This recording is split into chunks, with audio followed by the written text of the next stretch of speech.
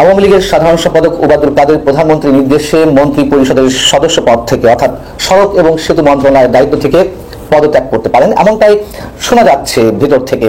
Heart attack করেছেন প্রধানমন্ত্রী শেখ হাসিনা, আর এই মুহূর্তে তিনি গণভবনে চিকিৎসাধীন আছেন। আমরা নিশ্চিতভাবেই বিজয়ের দিকে এগিয়ে যাচ্ছি। খুব সামান্য সময় বাকি আছে, আমি বিশ্বাস করি।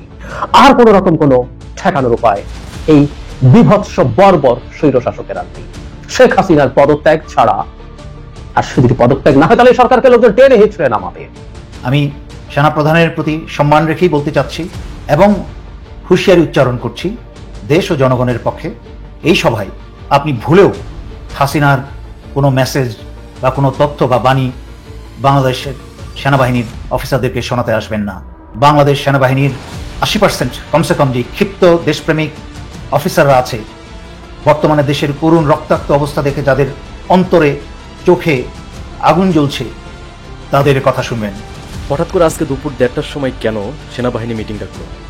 তারা নিজের একটা আলাপ সেরে নেবে কেন? কি বুঝতে পারতেছেন? আমরা শেখ হাসিনাকে আটকে দেব এবং তার বিচার করব। যেই হত্যাযজ্ঞ তিনি চালিয়েছেন আমাদের সন্তানদের উপর, এর বিচার হবে। অসহযোগ আন্দোলনই সরকার পতন আন্দোলন। অসহযোগ আন্দোলন তখনই হয় যখন বাংলাদেশের সকল আন্দোলন সংগ্রাম শেষ হয়ে যায়, শেষ পর্যায়ে গিয়ে একটি আন্দোলন থাকে, তার নাম অসহযোগ আন্দোলন। আজকের বাংলাদেশের এই দামাল ছেলেরা সেই অসহযোগের আন্দোলনের ডাক দিয়ে প্রমাণ করলেন যে তারা আজকের বাংলাদেশের মানুষের আবেগ, অনুভূতি, ভালোবাসাকে শ্রদ্ধা জানিয়েছে। আসসালামু আলাইকুম দর্শক, গুরুত্বপূর্ণ একটি নিউজে আপনাদের সকলকে স্বাগতম। দর্শক, বর্তমান সময়ের রাজনৈতিক পরিস্থিতিকে বিশ্লেষণ করে আপনাদের সামনে বেশ কিছু গুরুত্বপূর্ণ ভিডিও ফুটেজ নিয়ে হাজির হয়েছি। এমনকি দর্শক, আমি আশা করছি আপনারা ভিডিও শুরুটা দেখেই বুঝতে পেরেছেন আজকের নিউজটা আপনাদের জন্য ঠিক কতটা গুরুত্বপূর্ণ হতে চলেছে এবং কোন দিকটাকে ইঙ্গিত করছে। তো প্রিয় দর্শক, আমি আর বেশি কথা বাড়াবো না। আমি ভিডিও শুরুতেই আপনাদের যেই ভিডিওগুলোর অংশবিশেষ দেখিয়ে শুরু করেছিলাম, সেই ভিডিওগুলোর বিস্তারিত আলোচনা দেখাবো। তবে তার আগে বলি, যারা এখনো চ্যানেলটি সাবস্ক্রাইব করেননি সকলে চ্যানেলটি সাবস্ক্রাইব করে পাশে থাকা বেল আইকনটি বাজিয়ে দিবেন। আর যারা ইতিমধ্যেই সাবস্ক্রাইব করে রেখেছেন তাদের সকলকে অসংখ্য ধন্যবাদ। তো চলুন একটি লাইক দিয়ে আমরা ধারাবাহিকভাবে সবগুলো ভিডিওর বিস্তারিত আলোচনা দেখে আসি। আওয়ামী লীগের সাধারণ সম্পাদক ওবায়দুল কাদের প্রধানমন্ত্রীর নির্দেশে মন্ত্রী পরিষদের সদস্য পদ থেকে অর্থাৎ সড়ক এবং সেতু মন্ত্রণালয়ের দায়িত্ব থেকে পদত্যাগ করতে পারেন, এমনটাই শোনা যাচ্ছে ভেতর থেকে। ছাত্ররা যে 9 দফা দিয়েছিল, কোটা সংস্কারের যে দাবিটি আদালতের মাধ্যমে মেনে নেওয়া হলো, তারপরও যে এই আন্দোলনকে কেন্দ্র করে যে শত শত মানুষের প্রাণহানি ঘটেছে, তার জন্য দায়ী মন্ত্রীদের পদত্যাগের কিংবা তাদেরকে সরিয়ে ফেলার অন্যতম দাবি ছিল এই 9 দফার মধ্যে। কিন্তু সেই 9 দফার প্রতিও ভ্রুক্ষেপ করা হয়নি। যেমন ভ্রুক্ষেপ করা হয়নি কোটা সংস্কারের যে দাবিটি ছিল প্রথম দিকে, বরঞ্চ নানান কাহিনী তো আমরা জানি। যাই হোক, এখন ওবায়দুল কাদের সরে গেলেই কি এই আন্দোলন থেমে যাবে? নিশ্চয়ই না। কেননা আমি সেটি পরে আসছি। ওবায়দুল কাদের বরং শুক্রবার যে কথাগুলো বললেন সেটি হচ্ছে যে শিক্ষার্থীদের আটক এবং হয়রানি না করতে নির্দেশ দেওয়া হয়েছে। কেন এখন হয়রানি এবং আটক না করতে নির্দেশ দেওয়া হচ্ছে? এতদিন কি হয়েছে? এতদিন এই মানসিকতা কোথায় ছিল? একদিকে বলছে নিরীহ শিক্ষার্থীদের হয়রানি এবং আটক না করতে নির্দেশ দেওয়া হয়েছে, অন্যদিকে আমরা দেখলাম উত্তরায় অথবা সিলেট, হবিগঞ্জ, এরকম নানান জায়গায় যুবলীগ ছাত্রলীগের নেতাকর্মীরা নেমেছে আবারও হামলার জন্য, হামলা করেছে। পুলিশের সাথে কাঁধে কাঁধ মিলিয়ে তারা গুলি করেছে, টিয়ারশেল নিক্ষেপ করেছে পুলিশ, তার পাশে দাঁড়ানো যুবলীগ ছাত্রলীগের নেতারা, আওয়ামী লীগের নেতারা। তাহলে কি আসলে করবে হয়তো এখনো পর্যন্ত বুঝে উঠতে পারছে না। এবং ওবায়দুল কাদের সরে দাঁড়ালেই কি সবকিছু ঠান্ডা হয়ে যাবে, যে প্রশ্নটি করছিলাম আপনাদের সামনে? আমার মনে হয় না। তার কারণ ছাত্র আন্দোলনের সমন্বয়কেরা একে একে যে ডাক দিচ্ছেন, যেমন আব্দুল হান্নান মাসুদ, তিনি এরই মধ্যে ডাক দিয়েছেন সর্বাত্মক অবরোধের। রোববার থেকে যে অবরোধ শুরু হচ্ছে এবং শনিবার বিক্ষোভ কর্মসূচি ডাক দিয়েছে সারা দেশে, এবং তার সঙ্গে একই সাথে একাত্মতা প্রকাশ করেছে অন্যান্য ছাত্র নেতারা। আসিফ মাহমুদ তিনিও ফেসবুকে পোস্ট দিয়েছেন সর্বাত্মক অসহযোগ আন্দোলন সফল করতে এবং গণমানুষের প্রতি আহ্বান জানিয়েছে তাদের এই আন্দোলনে একাত্মতা ঘোষণা করতে। এদিকে আরেক যে সমন্বয়ক আব্দুল কাদের, তিনি জানিয়েছেন গণমাধ্যমকে খুব শীঘ্রই চূড়ান্ত আন্দোলনের ডাক, অর্থাৎ সরকার পতনের ডাক। যদি আমরা দেখেছি, শুক্রবারেই দেখেছি বা তার আগে থেকে খেয়াল করছি, সরকার পতনের 1 দফা দাবিতে বা পদত্যাগের দাবিতে তারা সোচ্চার হয়ে উঠেছে। তারা আর কোনো দাবি দেওয়া এখন তাদের সামনে নেই। এবং বিশেষ করে শুক্রবার যে মিছিলগুলো অনুষ্ঠিত হয়েছে, যে বিক্ষোভ সমাবেশগুলো অনুষ্ঠিত হয়েছে তাৎক্ষণিকভাবে, সেখান থেকে তারা 1 দফা দাবি তুলেছে, সরকার পদত্যাগের দাবি করেছে অবিলম্বে। তারা আর এখন কোনো প্রকার বিচার প্রার্থনা করছে না। তারা বলছে বিচার করবো কার কাছে? যে খুনি তার কাছে আবার বিচার চাওয়া হবে কিভাবে? খুনি বলতে সরকারকে বোঝানো হচ্ছে, এবং যেহেতু পুলিশের মাধ্যমে এই হত্যাকাণ্ডগুলো ঘটেছে, তারা অভিযোগ করছে, শুধু অভিযোগ নয়, তার সত্যতা অবশ্যই সত্যতাগুলো আমাদের সামনে অনেক বেশি রয়েছে। অর্থাৎ এই কথা বলাই যায় যে পুলিশ হত্যাকাণ্ডগুলো ঘটিয়েছে, এখনো পর্যন্ত তো চিহ্নিত করতে পারেনি, কোনো ডকুমেন্টস উত্থাপন করতে পারেনি। যেখানে জাতিসংঘ বলছে যে পুলিশের অতিরিক্ত বল প্রয়োগের ক্ষমতা, যে বিষয়গুলো তার যথাযথ প্রমাণাদি তাদের হাতে রয়েছে। একই সঙ্গে ইউনিসেফও প্রায় একই কথা বলছে, জাতিসংঘের যে একটা বৈশ্বিক প্রতিষ্ঠান। এবং সাংবাদিকরাও পথে নেমে এসেছে। এই সাংবাদিকরা যে সরকারপন্থী সাংবাদিক, আমরা জানি যে বিএনপিপন্থী সাংবাদিকরা রয়েছেন, আওয়ামী লীগপন্থী সাংবাদিকরা রয়েছেন, সবাইকে বলা যায় যে উচ্ছিষ্ট ভোগী বা দালালি করছে, তারা রাজনৈতিক লেজুর ভিত্তি করছে। কিন্তু যে সাংবাদিকরা 48 ঘন্টার আলটিমেটাম দিয়েছে, যে 3 সাংবাদিক নিহত হয়েছেন তাদের বিচারের জন্য, এবং এই যে সাংবাদিকরা রাজপথে নেমেছেন, তারা বিক্ষোভ সমাবেশ করেছেন শুক্রবার, এরা কিন্তু কোনো দলীয় লেজুর ভিত্তির সঙ্গে জড়িত নয়। সেফ পেশাদারী সাংবাদিক হিসেবে তারা বিভিন্ন সংগঠনের সঙ্গে জড়িত, এবং সেখানে কোনো সাংবাদিক স্পষ্টভাবে বলেছেন যে আমি হামলার শিকার হয়েছি, আমাকে ছাত্র নেতাদের বা শিক্ষার্থীদের মধ্য থেকে কেউ হামলা করেনি, আমি রক্তাক্ত হয়েছি, ছাত্রলীগ যুবলীগের নেতাকর্মীরা আমাদেরকে হামলা করেছে। এবং তারা আলটিমেটাম বেঁধে দিয়েছে বিচারের জন্য। তারা বিচারের জন্য আলটিমেটাম বেঁধে দিলেও সরকারের কাছেই তো বেঁধে দিয়েছে, যদিও সেই বিচার আদৌ হবে কিনা বা হবে না এটা স্পষ্ট করে বলা যায়। সেই জায়গা থেকে নাগরিক সমাজের যে সংহতি এবং সব কিছুকে কেন্দ্র করে যে 9 দফা, সেই 9 দফার মধ্যে অন্যতম যে দাবি, সেটিকে হয়তো সরকার কৌশল হিসেবে নিতে পারে। একদিকে আমরা দেখছি যে জুনায়েদ আহমেদ পলক তিনি ক্ষমা প্রার্থনা করলেন প্রকাশ্যে তরুণ প্রজন্মের কাছে, যদিও তার ক্ষমা প্রার্থনার মধ্য দিয়ে আর কি ত্রুটি রয়েছে সেগুলো আগে আমি আপনাদের সামনে তুলে ধরেছি। এই সব কিছুর মধ্যে দিয়ে এখন এমন একটি পর্যায়ে রয়েছে সরকার যে চূড়ান্ত পতন না হওয়া পর্যন্ত ছাত্ররা থামছে না। ঐতিহাসিক সভা হতে যাচ্ছে। কেন ঐতিহাসিক বললাম? কারণ এই সভায় যেই সিদ্ধান্ত বেরিয়ে আসবে তা হবে, যদি তা হয় দেশ ও জনতার পক্ষে, তাহলে এই সেনাপ্রধানের নাম এবং এই সেনাবাহিনীর নাম ইতিহাসে সোনার অক্ষরে লেখা থাকবে। আর যদি এর বিপরীত হয়, তাহলে তা হবে এই সেনাপ্রধান এবং সশস্ত্র বাহিনীর জন্য কালিমাময় একটি ইতিহাস ও আত্মঘাতী। আমি সেনাপ্রধানের প্রতি সম্মান রেখেই বলতে চাচ্ছি এবং হুঁশিয়ারি উচ্চারণ করছি দেশ ও জনগণের পক্ষে, এই সভায় আপনি ভুলেও হাসিনার কোনো মেসেজ বা কোনো তথ্য বা বাণী বাংলাদেশের সেনাবাহিনীর অফিসারদেরকে শোনাতে আসবেন না। বরং আপনি বাংলাদেশ সেনাবাহিনীর 80% কমসে কম যে ক্ষিপ্ত দেশপ্রেমিক অফিসাররা আছে, বর্তমানে দেশের করুণ রক্তাক্ত অবস্থা দেখে যাদের অন্তরে চোখে আগুন জ্বলছে, তাদের কথা শুনবেন এবং তাদের দাবি মেনে নেবেন। 5% 10% আওয়ামী সুবিধাবাদী জেনারেলদের এবং উচ্চপদস্থ অফিসারদের কোনো কথায় কান দিবেন না। দেশপ্রেমিক জুনিয়র অফিসার এবং বেশিরভাগ অফিসার যারা আজকে দেশের জন্য যাদের অন্তরে রক্তক্ষরণ হচ্ছে, তাদের কথা শুনবেন। এবং একই সাথে আশা করছি, গতকালকে আমি যা বলেছি যে শীঘ্রই জরুরি অবস্থা জারি করুন এবং এই সভার পরেই বিসমিল্লাহ বলে দেশ ও জনতা রক্ষায়, স্বাধীনতা রক্ষায় দেশে জরুরি অবস্থা জারি করুন। দেশের সকল ক্ষমতা সশস্ত্র বাহিনীর অধীনে নিয়ে নিন। স্বৈরাচারী শেখ হাসিনাকে এবং তার অবৈধ সরকারকে, খুনি সরকারকে উৎখাত করুন এবং তাদেরকে পরবর্তীতে গ্রেফতার করে জেলে ভরুন জনতার আদালতে বিচারের জন্য।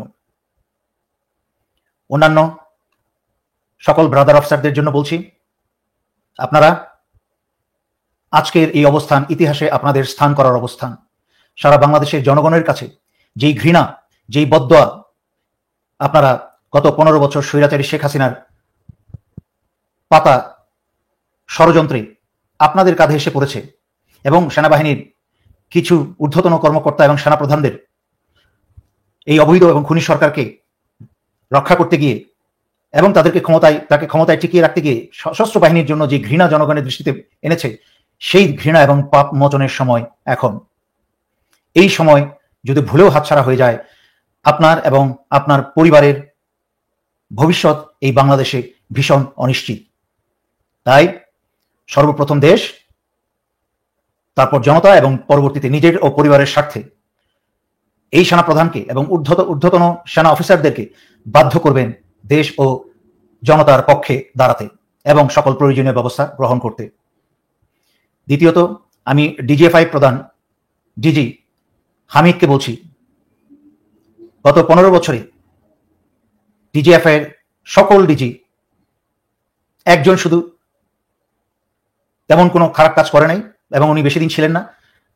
বাকি সবাই স্বৈরাচারী শেখ হাসিনার এবং ভারতের পক্ষে সকল দেশদ্রোহিতার কাজ করেছে, এমনকি মানুষ গুম, খুন এবং বাংলাদেশের জনগণের অর্থ চুরি এহেন জঘন্য কাজে গত 15 বছর ব্যস্ত ছিল।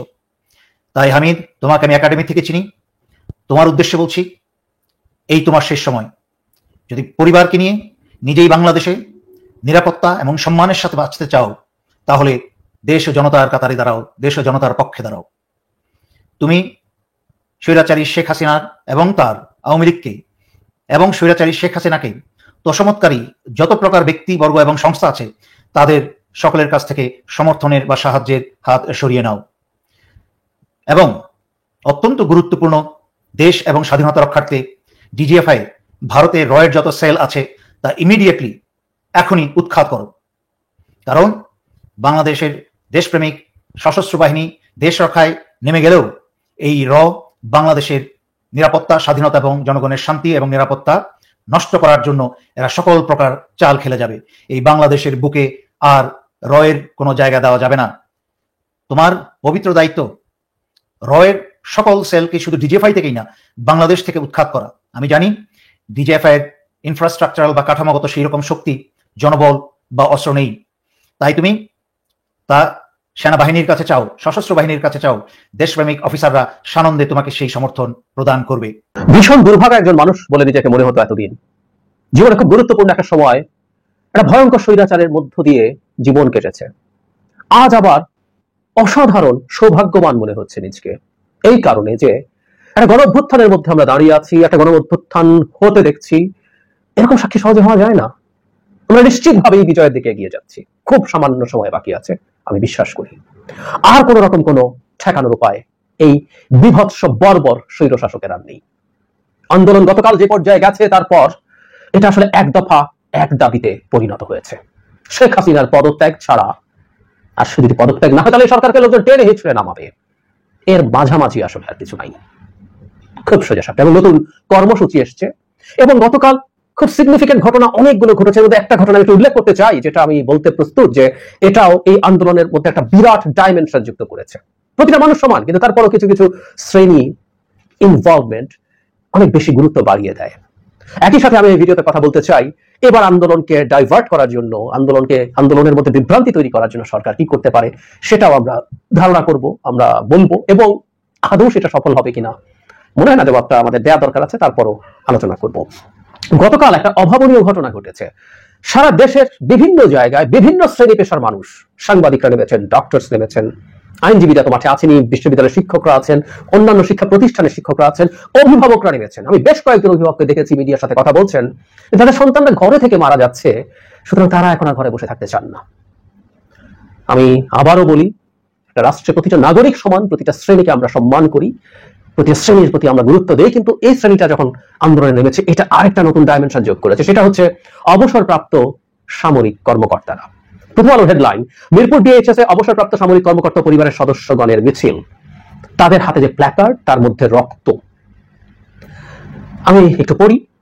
চলমান ছাত্র আন্দোলনের সংহতি জানিয়ে গণমিছিল সমাবেশ করেছে রাজধানীর মিরপুর ডিএইচএস এ বসবাসকারী মানুষেরা। আজ শুক্রবার বিকেলে প্রবল বৃষ্টির মধ্যে কয়েক হাজার মানুষ এই গণমিছিলে যোগ দেন। শিক্ষার্থী সহ 2 শতাধিক মানুষের হত্যার বিচার চেয়ে স্লোগান দেওয়া হয় মিছিলে। আমরা খেয়াল করি, কয়েক হাজার মানুষ এই মিছিলে যোগ দিয়েছেন। ডিএইচএস এর মিছিলে ব্যানার ছিল চলমান পরিস্থিতিতে অবসরপ্রাপ্ত সামরিক অফিসার, জেসিও ও অন্যান্য সকল পদবীর আহ্বান। তাদের স্লোগান কিরকম ছিল? We want justice. আমরাকে রাজাকার রাজাকার, কে বলেছে স্বৈরাচার স্বৈরাচার, রক্তের বন্যায় ভেসে যাবে অন্যায়, আমার ভাই কবরে, খুনি কেন বাহিরে। রাজাকার রাজাকার, কে বলেছে স্বৈরাচার স্বৈরাচার, সরকারকে স্বৈরাচার বলেছে, সরকার যেটা থেকে রাজাকার বলেছে তাই বলেছে, এবং প্রধানমন্ত্রী এটা নাকি বলেন, এটা মিথ্যা কথা বানানো হয়েছে। তো আজকে তো এই অবসরপ্রাপ্ত এরা বলছে, কতগুলো ক্লাউন বিবৃতি দেয় না, ওই যে 24-25 কে জানি আছে, তারা বিবৃতি দিচ্ছে না, সরকারের লোকজন চিল্লাচ্ছে না, এই রাজাকারদেরকে সাদ্দাম ছাত্রলীগের শেষ দেখে ছাড়বে বলছে না? বলুক না একটু, সরকারের সব বিভিন্ন পর্যায়ে থেকে তাদের উপরে এখন মন্তব্য করা হোক, একটু দেখি আমরা কত হ্যাডাম আছে। যাই হোক, তারা আসলেন এবং খুব বড় একটা মিছিল করলেন, এটা খুব গুরুত্বপূর্ণ। তার মানে আমরা আসলে দেখতে চাই একটা গণ আন্দোলনের যে চরিত্র, সেই চরিত্র পুরো নিয়ে নিয়েছে। আজ একটা কনসার্টের ডাক দেওয়া হয়েছে, এই কনসার্টে অত্যন্ত আওয়ামী লীগের সাথে সংযুক্ত লোকজনও আছে, আগেও বলেছি, কিন্তু তারপরও তারা আসছেন, তারা এর মধ্যে থাকছেন। তো প্রতিটা শ্রেণীর, পেশার, প্রতিটা জায়গার মানুষ যখন যুক্ত হচ্ছে, একটা গণঅভ্যুত্থানের যে চরিত্র সেটা একেবারে পরিপূর্ণ হয়ে গেছে। এবং অবসরপ্রাপ্ত সামরিক কর্মকর্তাদের যে পরিবার পরিজন প্রথমত আছে, উল্লেখযোগ্য সংখ্যক নারী ছিলেন, আমরা ওইটার ভিডিও দেখেছি, অনেক নারী এখানে নেমে এসেছেন। চমৎকার। একটা রাষ্ট্র যখন ধ্বংসের মুখে চলে গেছে, একটা দেশে লাশের পাহাড় তৈরি করে যখন একটা বর্বর সরকার ক্ষমতায় থাকতে চাইছে, তখন তাদের নেমে আসারই কথা। আমরা তাদেরকে, এই সিদ্ধান্তকে অন্তর থেকে কৃতজ্ঞতা জানাই। যদি কৃতজ্ঞতা জানানোর কিছু নাই, এই রাষ্ট্রকে আবার রাষ্ট্র হিসেবে গড়ে তোলা, এই রাষ্ট্রকে একটা মধ্যযুগীয় সাম্রাজ্য, একটা সম্রাজ্ঞী শাসিত মধ্যযুগীয় সাম্রাজ্য বা মগের মুলুক থেকে রিপাবলিকে পরিণত করা প্রত্যেকটা নাগরিকের দায়িত্ব। এটা মগের মুলুক হয়ে গেলে কারো কোনো লাভ নেই। এটা তাদের কর্তব্য, তারা তাদের সেই কর্তব্যে সাড়া দিয়েছেন। অসাধারণ। এখন যেটা হয়েছে, নতুন কর্মসূচি ঘোষণা করা হয়েছে, আজ বিক্ষোভ আছে এবং আগামীকাল থেকে, রবিবার থেকে অসহযোগের ডাক দেওয়া হয়েছে। আমি এই আন্দোলন যে জায়গায় চলে গেছে, এখন আসলে কিছু বিভ্রান্তি তৈরি করা হবে। কি বিভ্রান্তি তৈরি করা হবে সেটা নিয়ে আসবো। আগে কর্মসূচি প্রসঙ্গে যা বলা হয়েছে সেটা একটু পড়তে চাই। উনি বলছেন, একজন সমন্বয়ক, বৈষম্য বিরোধী ছাত্র আন্দোলনের পক্ষ থেকে আমরা স্পষ্ট ঘোষণা করছি যে আগামীকাল, এটা যেহেতু গতকাল দেওয়া হয়েছে, সারা দেশে প্রতিটি পাড়া মহল্লায়, প্রতিটি জায়গায় বিক্ষোভ কর্মসূচি পালিত হবে। রোববার থেকে সর্বাত্মক অসহযোগ আন্দোলন পালিত হবে। তিনি বলেন, এই সরকারকে কোনো কর দেওয়া হবে না, বিদ্যুৎ গ্যাস বিল দেওয়া হবে না, সচিবালয়, সরকারি বেসরকারি সব কার্যালয় বন্ধ থাকবে, গণভবন বঙ্গভবনে কোনো গাড়ি ঢুকবে না। এই সরকারকে সর্বাত্মক অসহযোগিতা করা হবে। এই সরকার যেন আর না থাকতে পারে, সেজন্য সবাইকে এই কর্মসূচি পালনের আহ্বান জানান তিনি। অসহযোগ নিয়ে আমার কথা আছে, আমি পরে আবার বলবো। ডাইভার্ট কিভাবে করা হতে পারে সেটা দুটো জিনিস আমাদের গতকালই চোখে পড়েছে, এই সমন্বয়কের বক্তব্যের মধ্যেও আছে, সেটা আসছি শেষে। তার আগে জনাব জুনায়েদ আহমেদ পলক কথা বলেছেন। উনি বলছেন গতকাল, করজোর করে মাফ চেয়ে বলছেন, আমি তরুণ প্রজন্মের কাছে যদি আমার কোনো ভুল হয়ে থাকে প্রকাশ্যে ক্ষমা প্রার্থনা করছি। ইন্টারনেট ব্যাহত হওয়া এবং সামাজিক যোগাযোগ মাধ্যমে গুজব প্রতিরোধে ব্যর্থ হওয়ার দায় আমি নিজের কাঁধে তুলে নিচ্ছি, যে কোনো সিদ্ধান্ত মেনে নেওয়ার প্রতিশ্রুতি দিচ্ছি। ইন্টারনেট ব্যাহত হওয়ার দায় ওনার কেন? ওনার জামা চিবির আগুন জ্বালায় দিছে, কি ডেটা সেন্টার ইত্যাদি ইত্যাদি, আর ওটা কি এমনি বন্ধ হয়ে গেছে, তো ওনার দায় কেন? আজকে কেন এসব কথা বলতে হয়? কারণটা আমরা আসবো, আমরা ধারণা করতে পারবো। তিনি আরো বলছেন, তাদের কারো কর্তব্যে অবহেলার কারণে তরুণ প্রজন্ম যদি তাদের ভুল বুঝে ক্ষুব্ধ হয়, তাহলে সে দোষে যেন তারা শাস্তি পান। যে কোনো সিদ্ধান্ত মাথা পেতে নিতে রাজি আছেন, কিন্তু যাদের ব্যর্থতার কারণে প্রধানমন্ত্রীকে দোষারোপ করা হলে তিনি কষ্ট পান, তিনি প্রধানমন্ত্রীকে ভুল না বুঝতে আহ্বান জানান। এটাই হচ্ছে ট্রিক। যারা পলক না, সবচেয়ে পাওয়ারফুল যে মন্ত্রীকে আমরা মনে করি, সেও প্রধানমন্ত্রীর কাছে চাকর বাকরের কিছু না, চাকর বাকরের কিছু না, একটা সেকেন্ড লাগবে তাকে রাখা বা না রাখার ক্ষেত্রে। এগুলো আমরা খুব ভালো মতো বুঝি। প্রধানমন্ত্রী যেমন ভারতের চাকর বাকর, ঠিক একই রকম ভাবে প্রধানমন্ত্রী চাকর বাকর হচ্ছে সবচেয়ে পাওয়ারফুল মন্ত্রী, যাকে আমরা মনে করি যে কেউ চোখ বন্ধ করে মনে করি সেও প্রধানমন্ত্রী চাকর বাকরের মতো। সুতরাং এই পলক বলি বা আর যে কেউ যে কোনো কাজ করুক না কেন, সেটা প্রধানমন্ত্রীর কোনো রকম এন্ডোর্সমেন্ট ছাড়া হয় মনে করার কোনো কারণ নেই। আমরা দেখি নাই, তুচ্ছ একটা ঘটনা ঘটেছে, প্রধানমন্ত্রী মনিটর করছেন, ইয়েস শি ডাজ, তার ইচ্ছা ছাড়া কোনো কিছু পাতা নড়ে না। যাবতীয় যা যা ঘটনা ঘটেছে আসলে ওনার এন্ডোর্সমেন্টে ঘটেছে, ওনার পরিকল্পনা ঘটেছে, উনি ইনফর্মড হয়েছেন ফর শিওর। এই যে ইন্টারনেট বন্ধ থাকবে এতগুলো দিন, এটা পলকের সিদ্ধান্ত। হারুন যে ডেকে নিয়ে গিয়ে 6 সমন্বয়ককে স্টেটমেন্ট দিয়েছে, এটা হারুন করিয়েছে। কেউ জানে না, প্রধানমন্ত্রী জানেন না, স্বরাষ্ট্রমন্ত্রী জানেন না। 6 সমন্বয়ক পরে স্টেটমেন্ট দিয়ে জানিয়েছে যেটা জোর করে করা হয়েছে, স্বেচ্ছায় তারা দেন নাই। সুতরাং এখন এই ট্রিকটা হবে, এই খেলাটা হবে, আমরা ধারণা করি ডাইভার্ট করার জন্য। যেহেতু ছাত্রদের একসময় দাবি ছিল, স্বরাষ্ট্রমন্ত্রী সহ আরো বেশ কয়েকজনের তালিকা তারা বলেছিল যে তাদেরকে যেতে হবে, এরা কেউ যেতে পারেন। যেন পলকের মধ্যে তার বিরুদ্ধে যে কোনো ব্যবস্থা নিতে উনি প্রস্তুত আছেন, উনি রিজাইনও করে ফেলতে পারেন বা তাকে সরানো হতে পারে। যেন মোবাইদুল কাদেরকে নিয়ে আওয়াজ হচ্ছে, তাকে নিয়ে তাকে ক্ষমা চাইতে আওয়ামী লীগের এক এমপি বলছেন, সরিয়ে দেওয়া হতে পারে, স্বরাষ্ট্রমন্ত্রীকেও সরিয়ে দেওয়া হতে পারে। কারণ এখন আসলে আর কোনো উপায় নাই। এটা করে এরপর কিছু লোকদের এবার সরগোল করা শুরু করবে, তোমাদের তো দাবি শুরু হয়েছে, তোমাদের দাবি তো মেনে নেওয়া শুরু হতে, তাহলে আর অসুবিধা কি?